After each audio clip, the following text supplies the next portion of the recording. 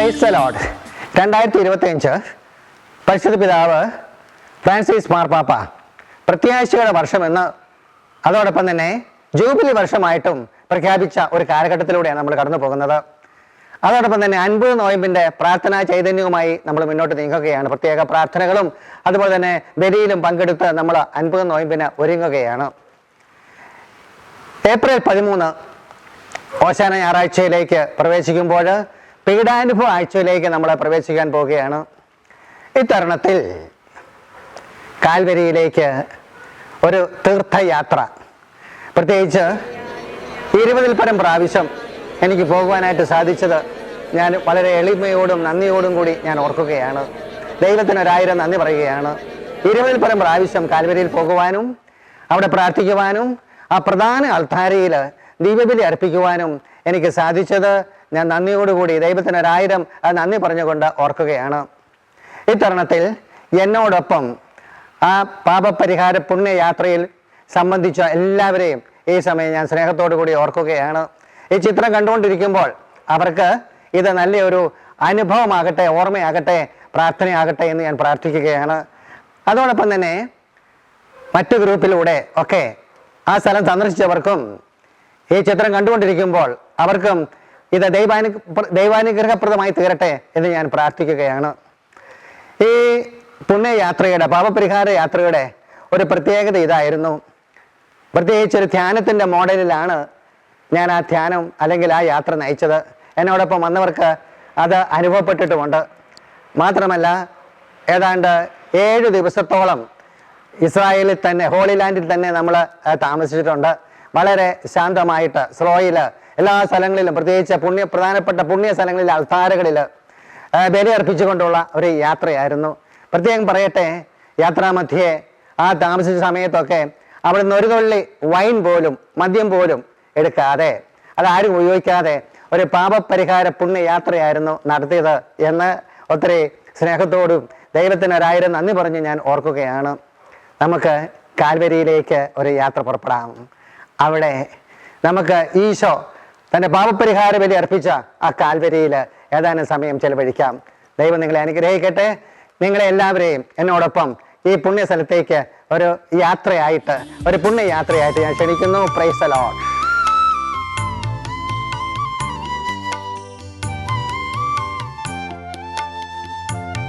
Olive മലയിൽ നിന്ന് ജെറുസലേമിലേക്കുള്ള ഒരു വീക്ഷണമാണ് കാണുന്നത്. ഇവിടെ നിന്നാണ് ഈശോ ഓശാന ആലപിച്ചുകൊണ്ട് കഴുതപ്പുറത്ത് കയറി ഓശാന വിളിയുടെ അകമ്പടിയോടുകൂടി ജെറുസലേമിലേക്ക് പ്രവേശിച്ചത്. അങ്ങ് ദൂരെ സ്വർണ്ണ താഴികക്കുടം പോലെ കാണുന്നത് അത് പണ്ട് അവിടെ ജെറുസലേം ദേവാലയമായിരുന്നു. AD 70 ആ ദേവാലയം ടൈറ്റസ് വന്ന് ആക്രമിച്ച് കീഴടക്കി, അങ്ങനെ നശിപ്പിക്കപ്പെട്ടു. പിന്നീട് ആ സ്ഥലത്ത് ഒരു മുസ്ലിം മോസ്കാണ് പണിയപ്പെട്ടത്. ഡോം ഓഫ് ദ റോക്ക് എന്നാണ് അറിയപ്പെടുന്നത്. അത് ഈശോ ജെറുസലേം ദേവാലയത്തിൽ നോക്കിക്കൊണ്ട് പറഞ്ഞു, കല്ലിന്മേ കല്ല് ശേഷിക്കാതെ ഇത് തകർക്കപ്പെടും എന്ന് പറഞ്ഞാൽ പിന്നീട് ഒരിക്കലും അത് പണിയുവാനായിട്ട് സാധ്യമല്ല. ആ സ്വർണ്ണ താഴികക്കുളത്തിന് തൊട്ട് പുറകിലായിട്ട് കാണുന്ന കറുത്ത ഡോമുള്ള പള്ളിയാണ് കാൽവരി മല സ്ഥിതി ചെയ്യുന്ന സ്ഥലത്തുള്ള ഹോളി സെപ്പുൾക്കർ ചർച്ച്, അതായത് ഈശോയുടെ കല്ലറ സ്ഥിതി ചെയ്യുന്ന ദേവാലയം. ലോകത്തിന്റെ പാപപരിഹാര ബലിയായി ഒരു ദൈവ മനുഷ്യായി അവതരിച്ച് അവിടുന്ന് തന്നെ ശൂന്യനാക്കി ദാസന്റെ രൂപം സ്വീകരിച്ച് ആകൃതിയിൽ മനുഷ്യനെ പോലെ കാണപ്പെട്ട് മനുഷ്യന്റെ സാദൃശ്യത്തിലായി തീർന്ന് മനുഷ്യനോടുള്ള സ്നേഹത്തെ പ്രതി, നമ്മോടുള്ള സ്നേഹത്തെ പ്രതി അവന്റെ പാപം സ്വന്തം ശരീരത്തിൽ വഹിച്ചുകൊണ്ട് നമുക്ക് വേണ്ടി പാപപരിഹാര ബലിയായി തീർന്ന അതിവിശുദ്ധമായ പുണ്യസ്ഥലം.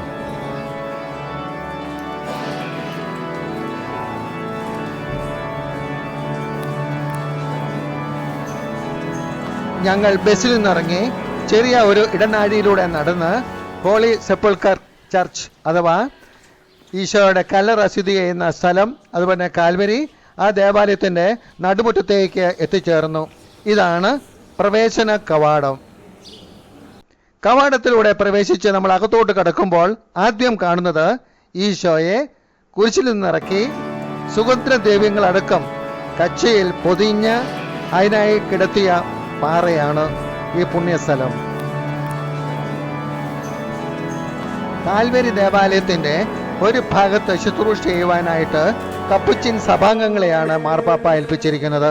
ഞങ്ങൾ ചെന്നപ്പോൾ അവർ സകല വിശുദ്ധരുടെയും ലുത്തിനിയ പാടിക്കൊണ്ട് ആ വിശുദ്ധ സ്ഥലത്തൂടെ ആഘോഷമായ ഒരു പ്രദക്ഷിണം നടത്തുന്നതാണ് ഞങ്ങൾ കണ്ടത്. ഞങ്ങളും ഭക്തിപൂർവം ആ പ്രദക്ഷിണത്തിൽ പങ്കുചേർന്നു.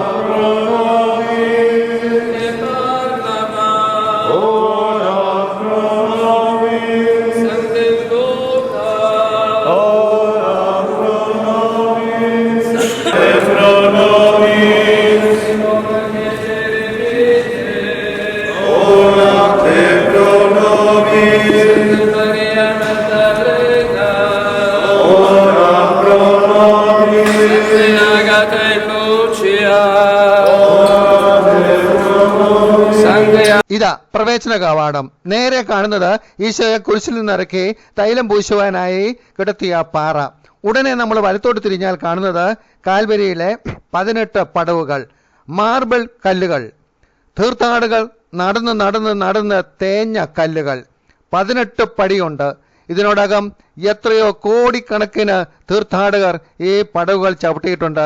പ്രിയ മക്കളെ, നിങ്ങളും ഈ പടവുകൾ ചവിട്ടിയിട്ടുണ്ടെങ്കിൽ അത് ആ വിശ്വാസത്തിന്റെ പ്രവൃത്തി മൂലം നിങ്ങളും നിങ്ങളുടെ കുടുംബവും തീർച്ചയായിട്ടും അനുഗ്രഹിക്കപ്പെട്ടതായി തീരും. ഈ കാൽവരിയുടെ 18 പടവുകൾ ചവിട്ടിയ പാദങ്ങൾ അനുഗ്രഹിക്കപ്പെട്ടതായി തീരട്ടെ. ആ വഴിയെ നടന്നു പോയവർ അനുഗ്രഹമുള്ളവരായി മാറട്ടെ.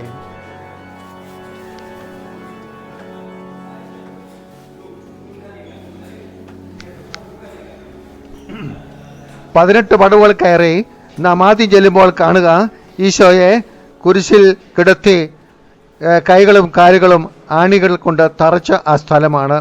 അവിടെ മനോഹരമായ ഒരു അൾത്താരയുണ്ട്. ദൈവാനുഗ്രഹത്താൽ ഏകദേശം 15-ൽ പരം പ്രാവശ്യം എനിക്ക് ആ പ്രധാന അൾത്താരയിൽ ബലി അർപ്പിക്കുവാനായിട്ട് ദൈവം അവസരമൊരുക്കി തന്നത് ഞാൻ നന്ദിയോടുകൂടി ഓർക്കുകയാണ്. ഇതാണ് കാൽവരിയിലെ കുർബാന അർപ്പിക്കുവാനായിട്ട് നമുക്ക് ലഭിക്കുന്ന പ്രധാന അൾത്താര. ഞാനിവിടെ പരിശുദ്ധ കുർബാന അർപ്പിക്കുമ്പോൾ എൻ്റെ കൂടെയുള്ള ദൈവമക്കളോട് ഞാൻ പറയും, സാധിക്കുമെങ്കിൽ ആ കുർബാന മുഴുവൻ മുട്ടുമേൽ നിന്ന് ആ ബലിയിൽ പങ്കെടുക്കുവാൻ. കാരണം യേശുവിൻ്റെ തിരുരക്തം കൊണ്ട് കുതിർന്ന മണ്ണിലാണ് നാം അവിടെ ബലി അർപ്പിക്കുന്നത്. കാൽവരിയിലെ ഈ പ്രധാന അൾത്താരയുടെ ചുവരിൽ മനോഹരമായ ഒരു ചിത്രമുണ്ട്. ഈശോയെ കുരിശിൽ കിടത്തി തറയ്ക്കുന്ന ആ രംഗം. അതിന് തൊട്ടടുത്തായിട്ട് പരിശുദ്ധ അമ്മയാണ് നിൽക്കുന്നത്. അമ്മയ്ക്കറിയാം ഇത് ലോകത്തിൻ്റെ പാപത്തിൻ്റെ പരിഹാര ബലി, ഏകബലി, നിത്യബലി ഇവിടെ അർപ്പിക്കപ്പെടുകയാണെന്ന്. അതുകൊണ്ട് സഹനത്തിൻ്റെയും വിശ്വാസത്തിൻ്റെയും പാറമേൽ, ഉറച്ച പാറമേൽ നിന്ന ഏക വ്യക്തി പരിശുദ്ധ അമ്മ മാത്രമാണ്. കാരണം അമ്മയ്ക്കറിയാമായിരുന്നു ഇത് ലോകത്തിൻ്റെ പാപത്തിൻ്റെ പരിഹാര ബലിയാണ് ഈ കാൽവരിയിൽ അർപ്പിക്കാൻ പോകുന്നത് എന്ന്.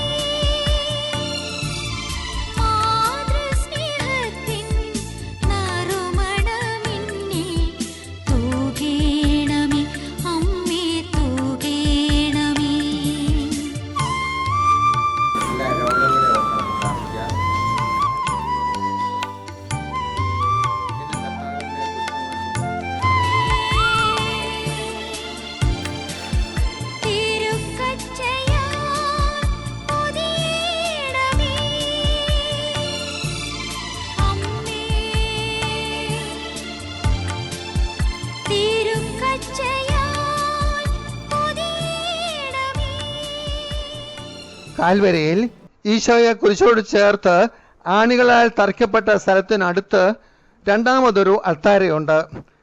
അവിടെ പരിശുദ്ധ കന്യകാമറിയത്തിൻ്റെ നല്ല ഒരു തിരുസ്വരൂപം സ്ഥാപിച്ചിട്ടുണ്ട്. അതിനോട് ചേർന്നാണ് ഒരു അൾത്താര. അവിടുത്തെ അൾത്താരയിൽ ഒരു പ്രാവശ്യം ഗ്രൂപ്പുമായി പോയപ്പോൾ ദിവ്യബലി അർപ്പിക്കുവാനായിട്ടുള്ള ഒരു അപൂർവ ഭാഗ്യം എനിക്ക് ലഭിക്കുകയുണ്ടായി. ഞാൻ അവിടെയൊക്കെ ബലി അർപ്പിക്കുമ്പോൾ ദേവി എന്നോടത്തോട്ട് ആവശ്യപ്പെടും, നിങ്ങൾ മുട്ടുകുത്തി നിന്ന കുർബാനയിൽ പങ്കെടുക്കണം. കാരണം ഈശോയുടെ മാതാവിൻ്റെ പാദസ്പർശനത്താൽ ധന്യമായ വിശുദ്ധമായ സ്ഥലമാണത്.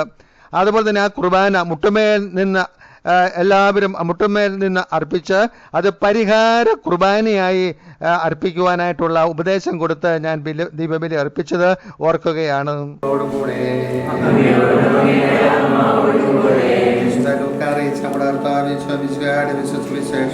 വിശുദ്ധ നാട്ടിൽ കാൽവരിയിലെ ഈശോയെ കുരിശിൽ തറച്ച സ്ഥലത്തെ അൾത്താരയിലും രണ്ടാമത്തെ അൾത്താരയായ പരിശുദ്ധ കന്യാമറിയത്തിന്റെ അൾത്താരയിലും ദിവ്യബലി അർപ്പിക്കുമ്പോൾ ദൈവമക്കൾ മുട്ടുമേൽ നിന്നാണ് ആ കുർബാനയിൽ പങ്കെടുക്കുന്നത്.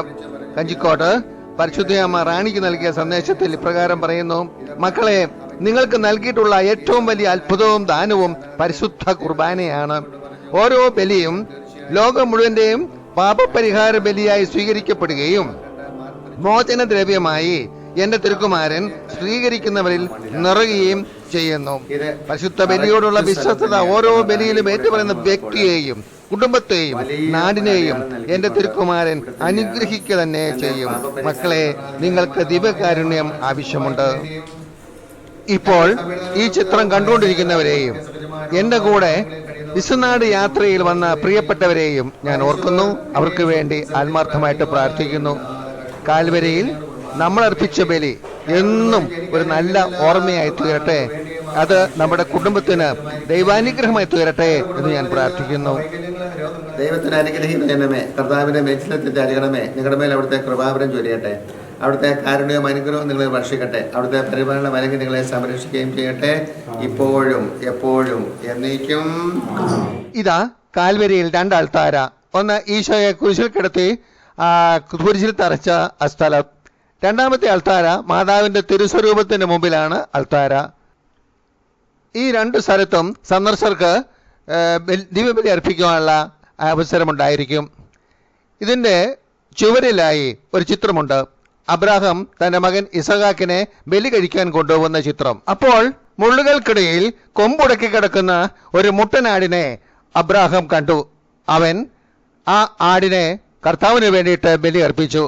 മുള്ളുകൾക്കിടയിൽ കൊമ്പുടക്കി കിടക്കുന്ന ആ ആട് അത് ഭാവിയിൽ കാൽവരിയിൽ മുൾമുടിച്ചൂടി കുരിശിൽ തൂങ്ങിക്കിടക്കുന്ന ദൈവം തന്നെയായ യേശു ആയിരുന്നു എന്ന് ഈശോ തന്നെ അത് വ്യക്തമാക്കുന്നുണ്ട്. അതെ, അബ്രാഹാം തന്റെ പുത്രനെ ബലി കഴിച്ച ആ സ്ഥലത്തിന് തൊട്ട് അടുത്താണ് കാൽവരി. യോഹന്നാൻ 8:56. എന്റെ ദിവസങ്ങൾ കാണാം എന്ന പ്രതീക്ഷയിൽ നിങ്ങളുടെ പിതാവായി അബ്രാഹാം ആനന്ദിച്ചു. അവനത് കാണുകയും സന്തോഷിക്കുകയും ചെയ്തു. അപ്പോൾ യഹൂദർ പറഞ്ഞു, നിനക്കിനിയും 50 വയസ്സായിട്ടില്ല, എന്നിട്ടും നീ അബ്രാഹത്തെ കണ്ടുവന്നോ? യേശു പറഞ്ഞു, സത്യം സത്യമായി ഞാൻ നിങ്ങളോട് പറയുന്നു, അബ്രാഹം ഉണ്ടാകുന്നതിന് മുമ്പ് ഞാൻ ഉണ്ട്. പ്രിയപ്പെട്ടവരെ, കാൽവരിയിൽ മരിച്ച ആ യേശു അവൻ ദൈവം തന്നെയാണ്. 18 പടി കയറി നമ്മൾ ചെല്ലുമ്പോൾ ആദ്യം കാണുക 2 അൾത്താരകളാണ്. ഇവ കടന്ന് മുന്നോട്ട് പോകുമ്പോൾ ഈശോയെ കുരിശിൽ നാട്ടിയ യഥാർത്ഥ സ്ഥലം നമുക്ക് കാണാം. അനേകർ ഈ സ്ഥലത്ത് മുട്ടുകുത്തി ആ പുണ്യ സ്ഥലം ചുംബിക്കുന്നതും നമുക്ക് കാണാം. ഈശോയോടും കുരിശിനോടും ക്രൂശിതനോടുമുള്ള സ്നേഹത്തെ പ്രതി നമ്മളും പ്രാർത്ഥിക്കും. പരിശുദ്ധ ദൈവമാതാവേ, ക്രൂശിതനായ കർത്താവിൻ്റെ തിരുമുറിവുകൾ എൻ്റെ ഹൃദയത്തിലും പതിപ്പിച്ചുറപ്പിക്കണമേ എന്ന്. കാൽവരിയിൽ എത്തിയ ഒരു ദൈവ പൈതൽ 2 അൾത്താരകളും കണ്ട് മുന്നോട്ട് പോകുമ്പോൾ അതാ കാൽവരിയുടെ നിറസാന്നിധ്യമായി നിലകൊള്ളുന്ന ക്രൂശിത രൂപം. 2 വശത്തായി പരിശുദ്ധ അമ്മയും യോഹന്നാനും.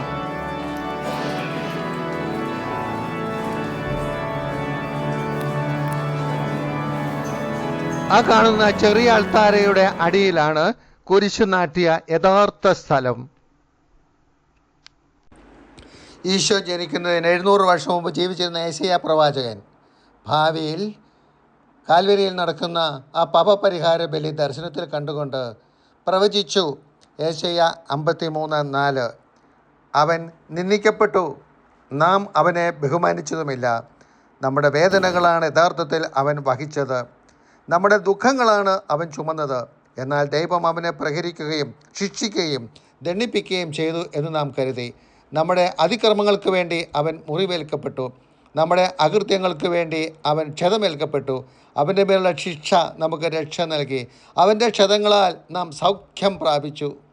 അതെ, ആ പ്രവചനം പൂർത്തീകരിക്കപ്പെട്ട ആ സ്ഥലം.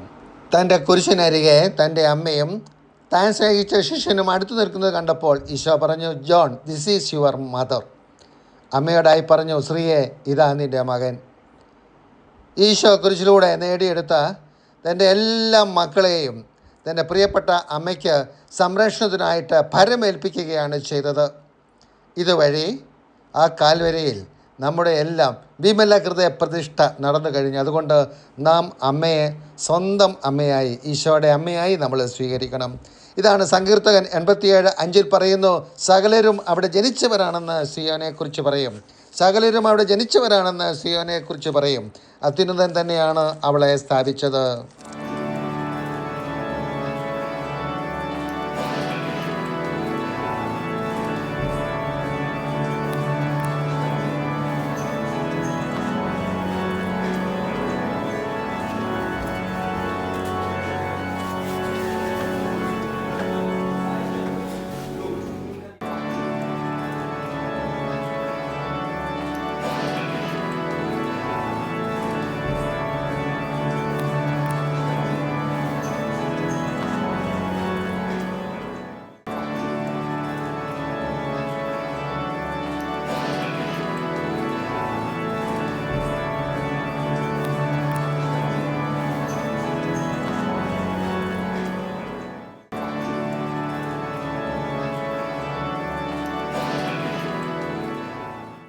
ഞാൻ വിശ്വനാട് യാത്ര ആരംഭിക്കുന്നതിന് മുമ്പ് നന്നായിട്ടൊന്ന് കുമ്പസാരിച്ച് പിന്നീട് യാത്ര ചെയ്ത് അവിടെ എത്തി കുരിശിൻ്റെ വഴി 14 സ്ഥലം പ്രാർത്ഥനാപൂർവ്വം നടത്തി മാർപ്പാപ്പായുടെ നിയോഗാർത്ഥം പ്രാർത്ഥിച്ച ശേഷം കുരിശിന് നാട്ടിയ സ്ഥലം ഭക്തിപൂർവ്വം ചുംബിക്കും. എൻ്റെ കൂടെയുള്ളവരെ ഞാൻ ഇക്കാര്യം പറഞ്ഞ് അത് മനസ്സിലാക്കി പ്രകാരം ചെയ്യുവാനായിട്ട് ആവശ്യപ്പെടും. പൂർണ്ണ ദണ്ഡവിമോചനം സഭ പ്രഖ്യാപിച്ചിരിക്കുന്ന ഒരു അപൂർവ അവസരമാണിത്. എൻ്റെ ജീവിതത്തിൽ 20 പ്രാവശ്യം ഇപ്രകാരം ചെയ്യുവാൻ ഈശോ എനിക്ക് അനുഗ്രഹം നൽകിയത് ഞാൻ നന്ദിയോടുകൂടി ഓർക്കുകയാണ്. എന്താണ് ഈ പൂർണ്ണ ദണ്ഡവിമോചനം എന്ന് പറയുന്നത്? ഇതിനെക്കുറിച്ച് മനസ്സിലാക്കണമെങ്കിൽ പാപത്തിന് 2 ശിക്ഷയുണ്ട്. ഒന്ന് നിത്യശിക്ഷയും 2 കാലിക ശിക്ഷയും. പ്രമാണങ്ങളുടെ ഗൗരവമായ ലംഘനമാണ് പാപം. നമ്മൾ കുമ്പസാരിക്കുമ്പോൾ നിത്യശിക്ഷയിൽ നിന്ന് പരിപൂർണ മോചനം ലഭിച്ചു. എന്നാൽ ദൈവമഹത്വത്തിന് നാം മങ്ങലേൽപ്പിച്ച് നമ്മൾ പരിഹാരം ചെയ്യണം. അതാണ് റോമ 1:21 എടുത്ത് പറയുന്നുണ്ട്, അവർ ദൈവത്തെ അറിഞ്ഞിരുന്നുവെങ്കിലും ദൈവത്തെ ദൈവമായി മഹത്വപ്പെടുത്തുകയോ അവിടത്തേക്ക് നന്ദി പ്രകാശിപ്പിക്കുകയോ ചെയ്തില്ല. നമ്മുടെ കുർബാനക്രമത്തിൽ, സീറോ മലബാർ സഭയുടെ കുർബാനക്രമത്തിൽ പ്രകാരം പ്രാർത്ഥിക്കുന്നുണ്ട്, അനുതാപത്താലും പ്രാർത്ഥനയാലും പാപത്തെക്കുറിച്ചുള്ള പശ്ചാത്താപത്താലും ദൈവത്തെയും പരിശുദ്ധാത്മാവിനെയും നമുക്ക് പ്രസാദിപ്പിക്കാമെന്ന്. ഉപവാസത്താലും പ്രാർത്ഥനയാലും പാപത്തെക്കുറിച്ചുള്ള പശ്ചാത്താപത്താലും മിശിഹായെയും അവിടുത്തെ പിതാവിനെയും നമുക്ക് പ്രസാദിപ്പിക്കാമെന്ന് പറയുന്നുണ്ട്. തീർച്ചയായിട്ടും ദൈവമഹത്വത്തിന് മങ്ങലേൽപ്പിച്ചു ഞാൻ പാപം ചെയ്യപ്പോൾ. പാപബോധമുള്ള ഒരു ദൈവപൈതലിന് മാത്രമേ ദണ്ഡവിമോചനത്തിൻ്റെ ആവശ്യകത എന്താണെന്ന് മനസ്സിലാക്കുകയുള്ളൂ. എനിക്ക് യാതൊരു തെറ്റുമില്ല എന്ന് പറഞ്ഞ് സ്വയം ന്യായീകരിക്കുന്ന വ്യക്തിക്ക് ഇതൊക്കെ ബാലിശമായിട്ട് തോന്നിയേക്കാം. എനിക്ക് പൂർണ്ണ വിശ്വാസമാണ് ദണ്ഡവിമോചനം അത് സഭ പ്രഖ്യാപിച്ചിരിക്കുന്നതാണ്. സഭയിലൂടെ ലഭിക്കുന്ന വലിയൊരു ആനുകൂല്യമാണ്. അത് സ്വീകരിക്കണം. അതുപോലെ തന്നെ 2025 ജൂബിലി വർഷമാണ്. ദണ്ഡവിമോചനം സഭ പ്രഖ്യാപിച്ചിട്ടുണ്ട് എന്ന കാര്യവും പ്രത്യേകം ഓർപ്പിക്കുകയാണ്.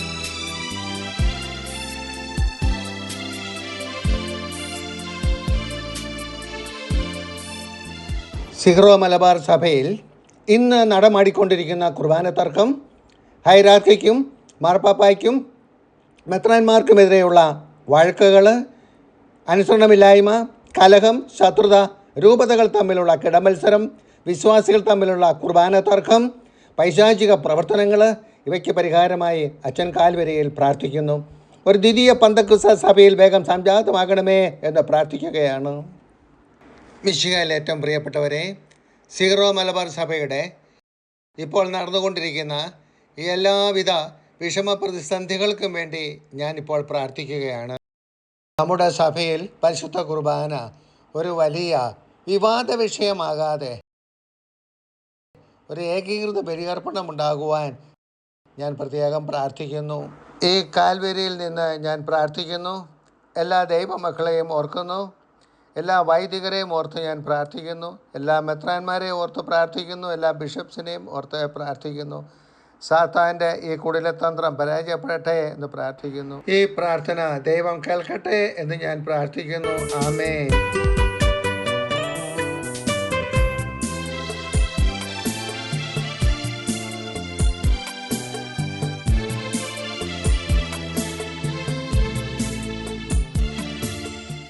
കാൽവരിയിലേക്ക് കയറുമ്പോൾ പടവുകൾ 18.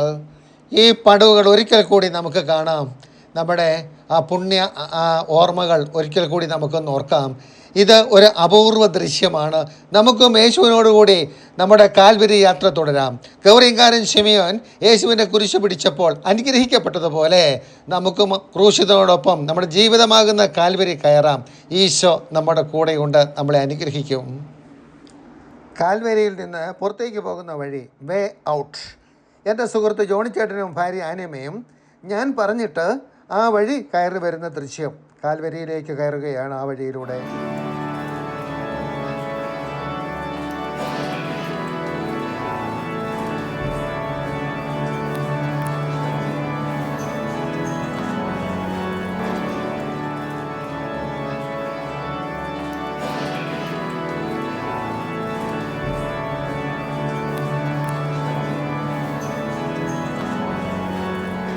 ഇതാ ഒരിക്കൽ കൂടി കാൽവരി പള്ളിയിലേക്ക് കയറുന്ന വാതിൽ കാണാം.